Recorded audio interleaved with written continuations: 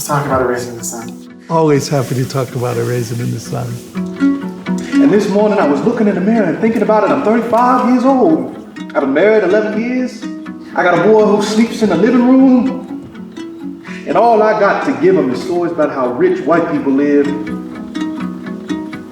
Eat your eggs, Walter. Damn my eggs and damn all the eggs that ever was! Let's go to work! Raisin in the Sun is about a family in Chicago, 1959. They have recently lost the patriarch of the family, the father, and they're getting an insurance check, which could change their lives. And then what happens in the whole negotiations around that money and whether this family's gonna truly be able to live out their dreams or not. The artistic director of the Art of Shakespeare Festival at this moment.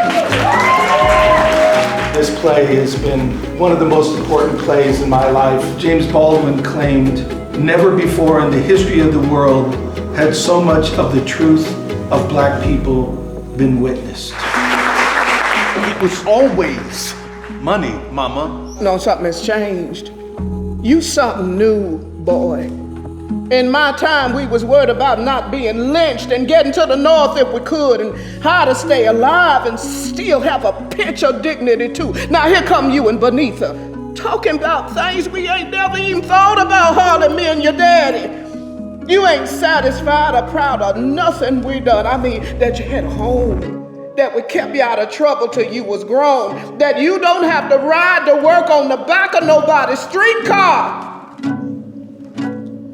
You my children, but how different we done become. Lorraine Hansberry, one of the greatest playwrights this country has ever produced. The first thing you will see when you walk in my office is a photograph of Lorraine Hansberry. That is because she is my teacher, my muse. It was the first time a Black woman had ever been produced on Broadway. It is just one of the great plays that speaks to the American dream and what happens when that dream, that promise, is taken away from someone. What will happen in our society when that dream continues to get taken away from so many? Man, I got me some plans that'll turn the city upside down. I mean, think like he does.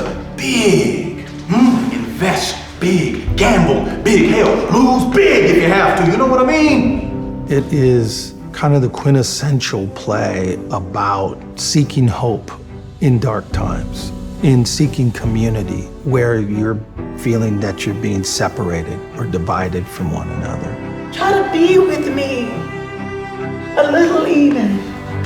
I believe deeply that the theater is one of the last safe places right now in our society to gather, to hope, and to seek possibility of a better society. That's why I do theater. It's why OSF exists. Their resilience speaks to the power of what theater can do, which is give us back our courage to dream. All right, we ready to go tell the story again?